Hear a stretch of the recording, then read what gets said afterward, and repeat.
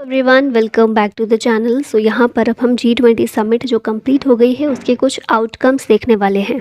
सबसे बड़ा आउटकम तो यही है कि G20 जिसे हम अभी तक जानते हैं वो अब हो गया है G21। तो ऐसी कुछ इंपॉर्टेंट चीज़ों पर बात करेंगे। चलिए स्टार्ट करते हैं पहले क्वेश्चन के साथ। Which of the following became the 21st permanent member of G20। तो G20 से G21 जो बना है वो 21st मेंबर कौन सा है? African union. और अफ्रीका कॉन्टिनेंट जो है इसमें से ये सिर्फ आप कुछ कंट्रीज़ देख रहे हैं ना, इनको छोड़कर पूरे अफ्रीका के देश इसमें शामिल है। अफ्रीकन यूनियन में 55 कंट्रीज़ इसकी मेंबर हैं और ये सारी एक यूनिट के तौर पर G21 में अब G21 बना रही हैं। ठीक है, G20 में शामिल होकर G20 फॉर्म कर रहे हैं, G20 में शामिल होकर G21 फॉर्म कर रही हैं। अब देखिए स्थापना कब हुई थी अफ्रीकन यूनियन की? 9 जुलाई 2002 में हुई थी। मेंबर कंट्रीज़ हैं 55। हेडक्वार्टर है इसका अदिस अबाबा इथियोपिया में। अब G21 की बात की जाए तो ग्रुप ऑफ 21 पहले था ग्रुप ऑफ 20, एक इंटर गवर्नमेंटल फोरम है। इसमें 19 कंट्रीज शामिल हैं, एक यूरोपियन यूनियन और अब एक और यूनियन शामिल हो गया है अफ्रीकन यूनियन। 1999 में G20 की स्थापना हुई थी। इंडिया इसका फाउंडिंग मेंबर है। जब स्थापना हुई थी तभी से इंडिया इसका मेंबर है। होस्ट कंट्रीज़ की बात करें तो अभी तो इंडिया में हुई है इसकी समिट। ये समिट कौन सी है? 18th। ठीक है, 17th एडिशन इसका इंडोनेशिया में हुआ था लास्ट ईयर और अब 19th एडिशन इसका होगा ब्राज़ील में 2024 में। नेक्स्ट चलते हैं। कंट्रीज़ को याद अगर आपको करना है तो ये ट्रिक देख सकते हैं। गुरुजी सीताब SSC FCI में काम करती है। तो काम करती है या नहीं करती उससे हमें कोई मतलब नहीं है, हमें मतलब है गुरुजी सीताब SSC FCI में। ठीक है, गुरु से बन रहा है जर्मनी, USA, रशिया, UK। जी से जापान और इंडिया है। सीता से Saudi Arabia, Indonesia, Turkey, Australia. अब से मतलब है अर्जेंटीना और ब्राज़ील। SSC मतलब साउथ कोरिया, साउथ अफ्रीका और कनाडा। FCI है फ्रांस, चाइना, इटली और में है मैक्सिको और यूरोपियन यूनियन। ये 20 हो गई। 21st जो है वो तो आपको याद ही है, अफ्रीकन यूनियन। ठीक है, अब कुछ इम्पॉर्टेंट आउटकम्स निकल कर आए हैं इसके, जैसे कि सबसे पहली चीज़ ये आउटकम कहाँ से निकल कर आया? न्यू दिल्ली डिक्लेरेशन जो हुआ उससे निकल कर आया। डिक्लेरेशन क्या होता है? तो घोषणा पत्र उसे हिंदी में बोलते हैं। और जो भी कंट्री होस्ट होती है वो एक घोषणा पत्र जारी करती है और सभी कंट्रीज़ उसको अडॉप्ट करती हैं जो भी उस समिट में भाग ले रही हैं, कॉन्फ्रेंस में भाग ले रही हैं। अगर वो अडॉप्ट कर लेती हैं तो उन पर फिर आगे काम किया जाता है। अगर अडॉप्ट नहीं करती हैं तो फिर वो वहीं ख़त्म हो जाता है। ऐसा भी होता है कि एक डिक्लेरेशन में मान लीजिए 10 चीज़ें हैं तो 8 चीज़ें ऐसी हैं जिन पर सभी कंट्रीज़ ने सहमति अपनी दे दी है। 2 चीज़ों पर सहमति नहीं दी गई है तो वो 2 चीज़ें फिर वो साइड में हो जाती हैं, बाकी 8 पर काम होता है। इसी तरह से न्यू दिल्ली डिक्लेरेशन, ये G20 जो समिट हुई है इसका एक आउटकम निकल कर आया। इस डिक्लेरेशन का पास होना बहुत ज़्यादा इम्पॉर्टेंट था और वो हो भी गया। ऐसे आइडियाज़ ऐसा माना जा रहा था कि हो सकता है ये डिक्लेरेशन पास ही ना हो। इसलिए ऐसा माना जा रहा था क्योंकि लास्ट टाइम जो इंडोनेशिया में हुआ था डिक्लेरेशन जो वहाँ पर पास हुआ था उसमें रशिया यूक्रेन वॉर जो है उस पर बहुत फोकस किया गया था और बाकी जो डेवलपमेंटल चीज़ें हैं उन पर फोकस नहीं था। भारत में जो हुआ, भारत क्योंकि रशिया का फ्रेंड भी है और हम खुलकर उसकी आलोचना करने से बचते हैं, तो इसीलिए हमने रशिया यूक्रेन वॉर को सिर्फ एक हिस्सा माना कि हाँ ठीक है, प्रॉब्लम का एक वो भी प्रॉब्लम है जिस पर ध्यान देना चाहिए। वॉर नहीं होना चाहिए, पीस इस्टेब्लिश होना चाहिए, पर और भी ऐसे एरियाज़ हैं जहाँ पर हमें काम करने की ज़रूरत है। ठीक है, और रशिया की आलोचना नहीं की गई इस डिक्लेरेशन में, तो इसलिए माना जा रहा था कि शायद पास ना करें वेस्टर्न कंट्रीज़। लेकिन बहुत बड़ी जीत है ये भारत की, इंडिया की फॉरेन पॉलिसी की, कि ये डिक्लेरेशन पास हो गया। और उसी में बहुत सारी ऐसी चीज़ें हैं, डेवलपमेंटल चीज़ें हैं जो भारत ने पेश की हैं। इनमें से ही अब यहाँ पर हम देखेंगे, पहला है India middle east Europe economic corridor. एक इकोनॉमिक कॉरिडोर की बात भारत ने की है जो इंडिया को मिडल ईस्ट और यूरोप से जोड़ने का काम करेगा। और इसके ज़रिए क्या होगा, चाइना का भी एक ऐसे ही कॉरिडोर, इकोनॉमिक कॉरिडोर की तरह एक चाइना का इनिशिएटिव है बेल्ट एंड रोड इनिशिएटिव, है ना, जिसका भारत हमेशा से विरोध करता है और उसमें शामिल नहीं होता है। तो उसी का एक अल्टरनेटिव भारत ने दिया है, India middle east Europe economic corridor. Leaders from India, USA, Saudi Arabia, UAE, France, Germany, Italy और यूरोपियन यूनियन, इन्होंने जॉइंटली एक MOU साइन किया है इस कॉरिडोर को लेकर, जो कि डायरेक्टली चैलेंज करता है चाइना के बेल्ट एंड रोड इनिशिएटिव को। ये जो कॉरिडोर होगा एशिया, यूरोप और अफ्रीका को जोड़ने का काम करेगा और trade and infrastructure networks provide करेगा, स्टेब्लिश करेगा। ठीक है, और इस तरह से ये जो कनेक्टिविटी प्रदान करेगा इंडिया से, फिर ये अरब रीजन तक होते हुए अफ्रीका और यूरोप दोनों तक ही कनेक्टिविटी प्रोवाइड करेगा। ठीक है, अब दूसरा जो आउटकम निकल कर आया ये भी बहुत इंपॉर्टेंट है, क्योंकि हमारा जो बहुत बड़ा एक क्लाइमेट चेंज को लेकर कंसर्न है इंडिया का, और इंडिया उस पर बहुत ज़्यादा काम भी कर रहा है। तो ग्लोबल बायोफ्यूल अलायंस की बात भारत ने की है, जो कि एक मल्टीलेटरल अलायंस होगा, और इसका एम होगा to promote the development and adoption of sustainable biofuels. Next आता है न्यू दिल्ली लीडर्स डिक्लेरेशन, जिसकी बात मैंने की थी। न्यू दिल्ली में जो G20 समिट हुई है, लीडर्स समिट हुई है, मेन इवेंट, उसमें ये अडॉप्ट किया गया है। ये एक ऑफिशियल नॉन बाइंडिंग डिक्लेरेशन है। अब जैसे इसको ऑब्जेक्टिव है to place emphasis on strong sustainable balanced and inclusive growth. अब यहाँ पर एक और चीज़ थी, नटराज की ये स्टैचू जो है ये इस्टेब्लिश किया गया था भारत मंडपम के आगे, है ना, बिल्कुल उसके सामने बीच में, ये आप देख रहे हैं पिक्चर में भी। तो इसके बारे में थोड़ा सा देखें तो ये 8 मेटल से बना है, अष्ट धातु का बना हुआ है। 27 फीट इसकी हाइट है और वेट है 20 टन। तो ये चीज़ें और ये डिटेल्स इसकी याद रखिएगा। Which is the host country of G20 summit 2023? तो ये तो बिल्कुल क्वेश्चन बात करने लायक है ही नहीं, इंडिया में हो रही है। हाँ, बात करने लायक क्या है, एडिशन, इसका एडिशन कौन सा है ये याद रखिएगा, एग्जाम में ही पूछा जा सकता है। 18th एडिशन है जिसको भारत कर रहा है होस्ट। ठीक है, भारत मंडपम में ये होने वाली है मीटिंग, प्रगति मैदान न्यू दिल्ली में 9 से 10 सितंबर के बीच होगी, मतलब 9 और 10 सितंबर को होगी। नरेंद्र मोदी जो भारत के प्रधानमंत्री हैं इसको चेयर करेंगे। इंडिया ने G20 की प्रेसिडेंसी कब टेक ओवर की थी? तो 1 दिसंबर 2022 को की थी, और 30 नवंबर 2023 तक हमारे पास है इसकी प्रेसिडेंसी। यहाँ बाकी देखें चीज़ें, तो एजेंडा जो है 6 रखे गए हैं G20 के, जिन पर मेन पूरा ये G20 की जितनी भी समिट्स हैं ये हो रही हैं। तो पहला है green development, climate finance and life. आपको याद होगा COP26 जो हुआ था उसमें ये जो विचार है, ये जो अवधारणा है PM मोदी के द्वारा प्रेजेंट किया गया था, लाइफ यानी कि लाइफस्टाइल फॉर एनवायरनमेंट। तो पहला तो ये हो गया एजेंडा। दूसरा है accelerated inclusive and resilient growth. तीसरा है एक्सेलरेटिंग प्रोग्रेस ऑन SDGs यानी कि सस्टेनेबल डेवलपमेंट गोल्स। ये गोल्स 2015 से 2030 तक के लिए डिसाइड किए गए हैं जिन्हें हमें पूरा करना है। फिर technological transformation and digital public infrastructure पर बात की जाएगी, multilateral institutions for the 21st century. और 6th एजेंडा है विमेन लेड डेवलपमेंट। ठीक है, नेक्स्ट देखिए क्वेश्चन है who has unveiled logo, theme and website of India's G20 presidency. तो हमारे प्रधानमंत्री मोदी के द्वारा इसको अनवील किया गया था। लोगो क्या है? लोटस है, आप ये देख रहे होंगे यहाँ पर। थीम है one earth one family one future, या फिर वसुधैव कुटुंबकम भी इसको बोलते हैं। आप यहाँ लिखा हुआ देख रहे होंगे, थीम लिखी हुई है one family one earth one family one future. अच्छा, आपको ये बताइए आप लोग, वसुधैव कुटुंबकम जो है ये बहुत इंटीग्रल पार्ट है, एक इंटीग्रल विचार है हमारे इंडियन कल्चर का। तो ये कहाँ से लिया गया है? ठीक है, आप लोग कमेंट बॉक्स में ज़रूर इसका आंसर कीजिएगा। नेक्स्ट देखते हैं यहाँ पर, तो ये थोड़ा और पास से देख लीजिए। ये जो है लोटस, ये लोगो है G20 का। ये लोगो में पूरे में हमें नेशनल फ्लैग के कलर्स भी देखने को मिलते हैं, साथ ही अर्थ भी यहाँ पर बनाई गई है लोटस के ऊपर। लोटस हमारा नेशनल फ्लावर है, और जो हमारे नेशनल फ्लैग में 4 कलर्स देखने को मिलते हैं, सैफ्रॉन, वाइट, ग्रीन, ब्लू, ये चारों ही कलर हमें इस लोगो में देखने को मिलेंगे। नेक्स्ट यहाँ पर देखते हैं, हाँ ये एक को रिलेशन ज़रूर याद रखिएगा। इससे अगर कभी G7 मान लीजिए ऐसा कुछ क्वेश्चन पूछ लेते हैं, 4 ऑप्शन दिए गए हैं, 4 देश, और ये पूछ लिया कि बताइए इनमें से कौन सी ऐसी कंट्री है जो G7 की भी मेंबर है और G20 की भी मेंबर है। तो आपको ये याद रखना है अच्छे से, ये जो कंट्रीज़ हैं ये G7 हैं। ठीक है, ये तो हम लोग अक्सर इनका नाम सुनते रहते हैं, आपको याद ही होगा अच्छे से।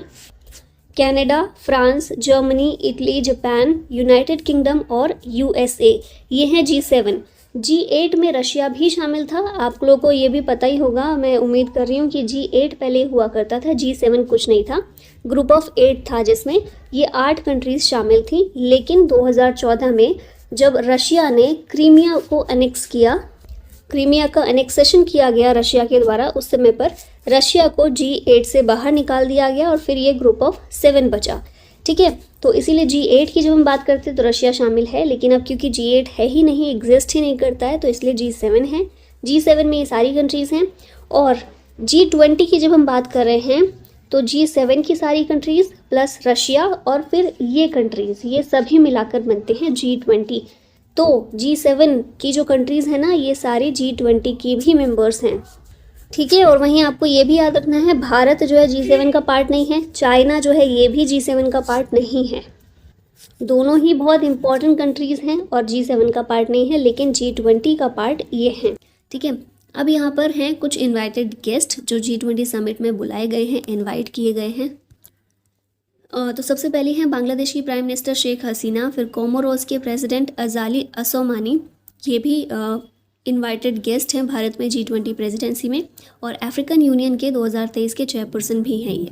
इजिप्ट के प्रेसिडेंट अब्दुल फतेह अल सीसी, ये इस समय नेपाल के चेयरपर्सन भी हैं 2023 में, ये भी इनवाइटेड गेस्ट हैं भारत में। फिर मॉरिशस के प्राइम मिनिस्टर हैं प्रविंद जगन्नाथ, नीदरलैंड्स के प्राइम मिनिस्टर हैं मार्क रूट, नाइजीरिया के प्रेसिडेंट बोला टिनुबू, ओमान के डिप्टी प्राइम मिनिस्टर असाद बिन तारिक, सिंगापुर के प्राइम मिनिस्टर हैं ली सिएन लूंग, स्पेन की डिप्टी प्राइम मिनिस्टर नादिया कैलविनो, ये परमानेंट गेस्ट इनवाइटी हैं G20 समिट के लिए।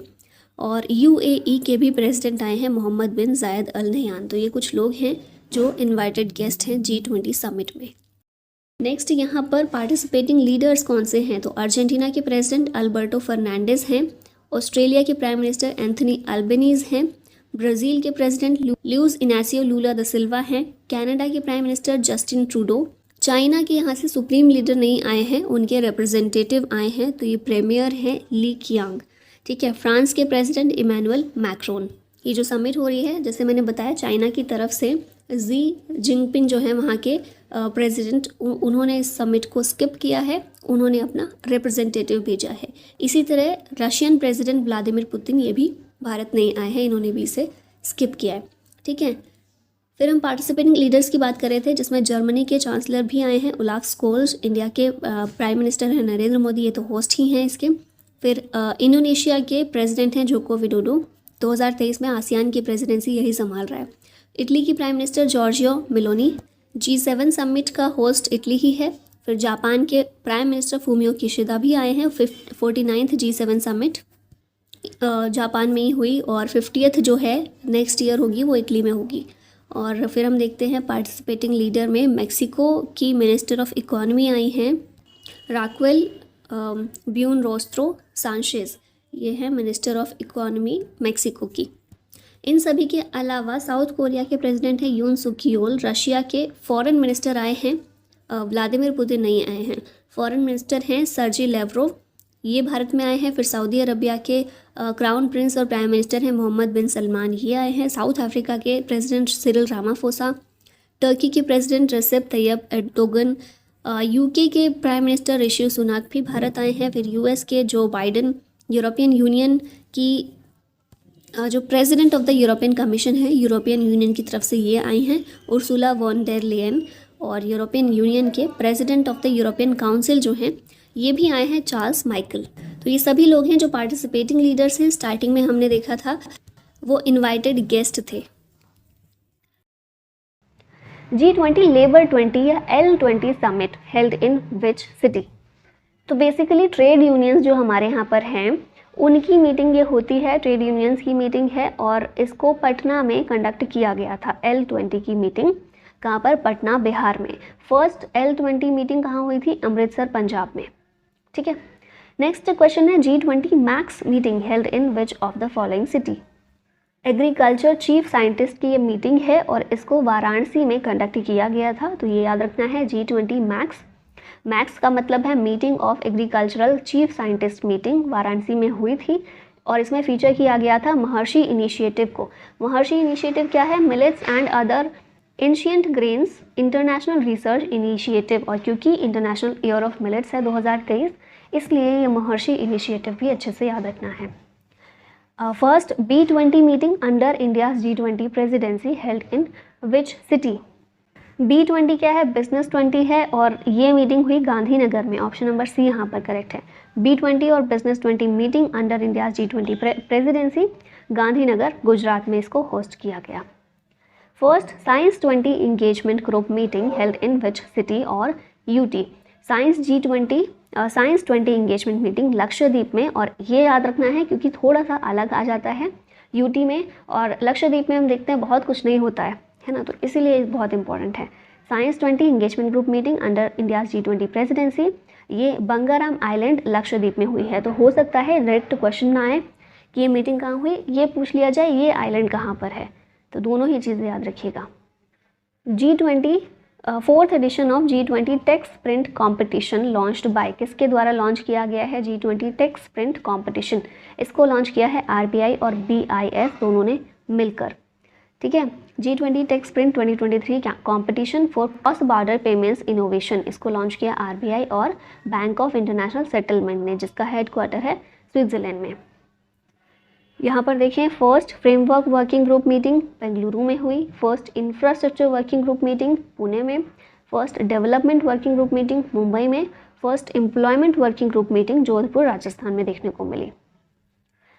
यहाँ पर first tourism working group meeting Dhordo Gujarat में, first G20 agriculture working group meeting Indore में, और first disaster management working group meeting Gandhinagar में हुई थी। पर विच country hosted 17th G20 summit 2022? 17वीं G20 की समिट 2022 में हमने अभी पीछे देखा था, इंडोनेशिया ने इसको होस्ट किया था। इसके बारे में देखिए, 17th एडिशन था, 15-16 नवंबर को ये 2022 में हुई थी ये समिट। कहाँ पर? बाली इंडोनेशिया में। थीम इसकी थी recover together recover stronger. Next question है, which IIT hosted youth 20 consultation under the G20 presidency? ये है हमारा IIT Kanpur, option number B correct है। Y20 या फिर यूथ 20 कंसल्टेशन एक प्लेटफॉर्म है जो कि यंग पीपल को एक साथ लेकर आता है to connect share ideas and experiences. Create इसको किया है ministry of youth affairs and sports ने। Who is the sherpa for India G20 2023? 2023 की जो G20 समिट है या प्रेसिडेंसी है, इसमें क्योंकि इंडिया प्रेसिडेंसी संभाल रहा है तो इसमें शेरपा हमारी तरफ से कौन है? ये है अमिताभ कांत, जो कि नीति आयोग के फॉर्मर CEO हैं। G20 समिट जो भारत होस्ट कर रहा है, जो भी चीज़ें होने वाली हैं, जो भी समिट्स होने वाली हैं, उनके लिए रिप्रेजेंटेटिव हेड भारत के कौन हैं? अमिताभ कांत हैं। इनका आपको नाम अच्छे से याद रखना है। Which city hosted first Sherpa meeting of India's G20 presidency? तो ये है उदयपुर, ऑप्शन नंबर ए यहाँ पर करेक्ट हो जाएगा। Who has been appointed as chairman of B20 या फिर बिजनेस 20 इंडिया? तो जैसा कि ये आपको पता है G20 की समिट है, तो बहुत सारी समिट इसके अंदर होती हैं, छोटी छोटी बिजनेस को लेकर, एग्रीकल्चर को लेकर, या पीछे हमने देखा यूथ को लेकर। तो इसी तरह से ये हम देख रहे हैं B20 जो समिट है, इसके चेयरमैन के तौर पर N चंद्रशेखरन को अपॉइंट किया गया है। ऑफिशियल G20 डायलॉग फोरम है बिजनेस 20 इंडिया, इस्टेब्लिश इसे किया गया था 2010 में। चेयरमैन है N चंद्रशेखरन, जो कि टाटा सन्स के चेयरमैन हैं। ये बिजनेस कम्युनिटी को लीड करेंगे इंडिया की G20 प्रेसिडेंसी के तहत। Who has been appointed as chairman of C20? अब ये C20 क्या है? ये है सिविल 20 सब में लगा हुआ है क्योंकि G20 की मीटिंग है ना। तो यहाँ पर C20 या फिर सिविल 20 की चेयरमैन के रूप में अपॉइंट किया गया है माता अमृता नंदामयी को। ये भी एक ऑफिशियल इंगेजमेंट है ग्रुप ऑफ G20 का, सिविल 20 या फिर C20। Which state hosted B20 meeting under India's G20 presidency? तो ये है हमारा सिक्किम, जहाँ पर सिक्किम के गंगटोक में B20 या फिर business 20 meeting under India's G20 presidency ये होस्ट की गई है। बिजनेस 20 या फिर B20 inception meeting has been organised in which city? Inception meeting या फिर स्थापना बैठक भी जिसको कहते हैं, ये गांधीनगर में हुई थी।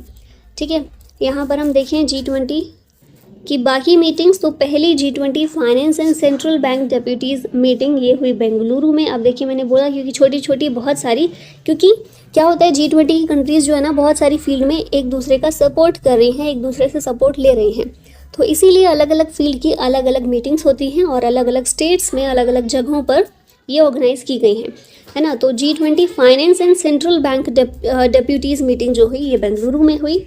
थिंक 20 मीटिंग ये भोपाल में देखने को मिली। और फिर आपको एक चीज़ ये भी याद रखनी है, जो बाली में G20 लास्ट ईयर हुई थी इंडोनेशिया में 2022 में, उसमें पीएम मोदी गए थे भारत को रिप्रेजेंट करने के लिए। तो उन्होंने वर्ल्ड लीडर्स को प्रेजेंट किया था, उन्हें गिफ्ट किया था हिमाचल प्रदेश के कुछ आर्टिफैक्ट्स, जैसे कि कुल्लू शॉल हो गया, चंबा रुमाल हो गया। तो आपको ये यहाँ पर याद रखना है, कुल्लू शॉल चंबा रुमाल जो है ये कहाँ से बिलोंग करते हैं, किस स्टेट से, हिमाचल प्रदेश से, ठीक है।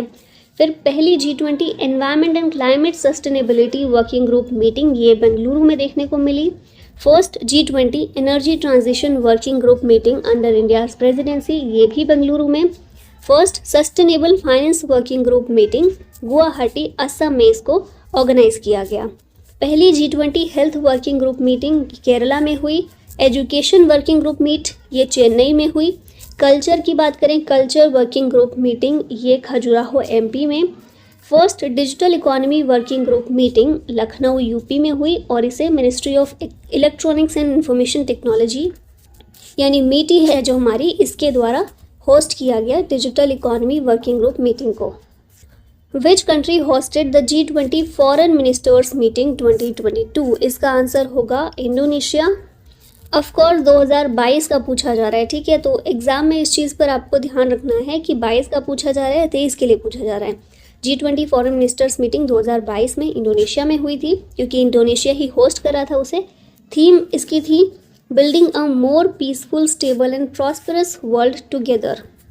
क्योंकि ये फॉरेन मिनिस्टर्स की मीटिंग थी, तो इसको हमारे जो फॉरेन मिनिस्टर हैं या फिर एक्सटर्नल अफेयर्स मिनिस्टर हैं S जयशंकर, उनके द्वारा इंडिया को रिप्रेजेंट किया गया था, इंडिया की तरफ से पार्टिसिपेट किया गया था। अब ये लास्ट में क्वेश्चन है आप लोगों के लिए, G20 समिट जो हुई, जिसे भारत जो है प्रेजाइड कर रहा है, प्रेसिडेंसी भारत के पास है, इसमें लोगो जो भारत की तरफ से रखा गया है उसमें कौन से फ्लावर का यूज़ किया गया है, सनफ्लावर, रोज़, ट्यूलिप या फिर लोटस। बहुत इजी क्वेश्चन है। और बाकी वसुधैव कुटुंबकम वाला जो मैंने पूछा था वो भी आपको बताना है कमेंट बॉक्स में। इसी के साथ वीडियो का होता है अंत। Thank you so much for watching. जय हिंद।